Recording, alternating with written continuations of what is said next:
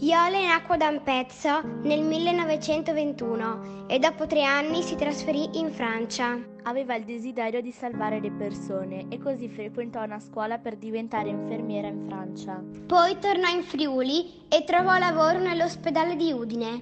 Nel frattempo fece amicizia con Gianna. Per le strade le due amiche parlavano della guerra e di ciò che le circondava. Si unirono alle partigiane e Iole De Cilia venne chiamata Paola. Insieme rivestirono il compito di staffetta. Nel 1943 i tedeschi le scoprirono e così, per paura di venire catturate, insieme abbandonarono l'ospedale. Venne affidato loro il compito di pulire, ma loro si ribellarono perché volevano essere utili per combattere. Nell'estate del 1944 i partigiani difendono il diritto di uguaglianza e la Carnia viene attaccata. Paola si fidanza con Giannino Bosi, che però, risalendo la montagna, si era fatto male al ginocchio, e così Paola rimane là con lui.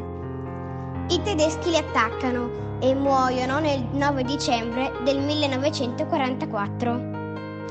Paola lottò dall'inizio alla fine della sua vita.